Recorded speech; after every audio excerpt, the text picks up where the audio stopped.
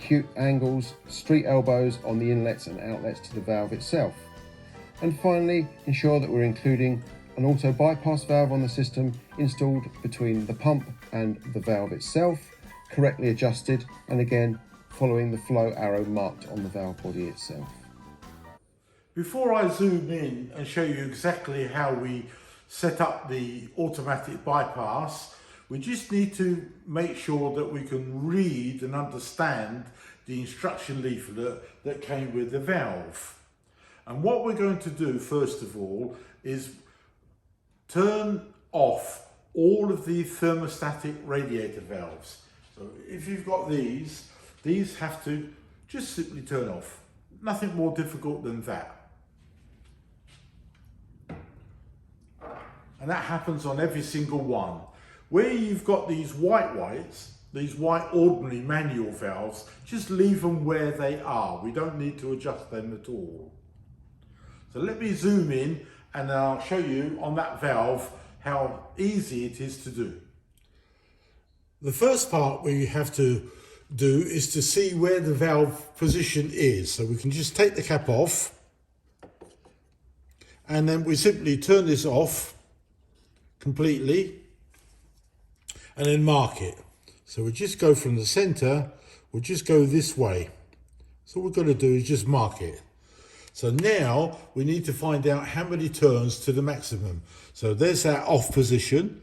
So we'll go 1, 2, 3, 4, 5, 6, 7, 8, 9. So you've got 9 turns. So now we're going to turn it all the way back again so we can remember from off to maximum is 9 turns. So we'll simply go right to the end.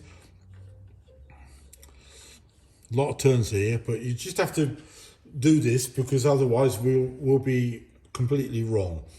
Next stage is to put the boiler thermostat central heating up to the highest setting, the room thermostat to the highest setting, and the programmer to constant on. The boiler will now fire up, and it'll take maybe 10 minutes or 15 minutes, and the boiler will start to make a noise. And obviously that noise is going to get much louder. So the first thing we need to do, we'll do 1 turn, 2 turns, and we'll see what happens. Does the boiler go nice and quiet? Hopefully, yes. But if it doesn't, we do another 2 turns because we've got 9. So we do 1, 2. Usually that's enough. The job is done. The boiler is nice and quiet. If not, we do another 2 turns. So we've now 4 on here. We go 6, then 8, and then maybe maximum. Whatever it takes to keep that boiler quiet all of the time. That's what we want to achieve. A quiet boiler with low pressure is fantastic. That means you're going to get low gas bills and the boiler will last a long while. Don't forget, of course, the maintenance, etc. But this is how you adjust the automatic bypass, and then we simply put the cap back on, screw it down tight, and the job is now complete.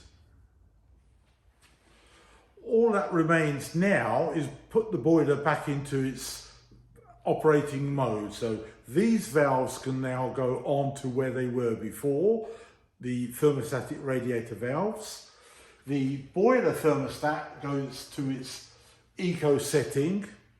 The programmer back to where it was before, whether it's once a day, twice a day, or all day, 24 hours.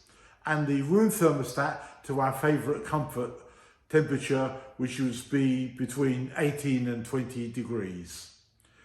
And the system will go back, and if we can achieve that, we have a brilliant system.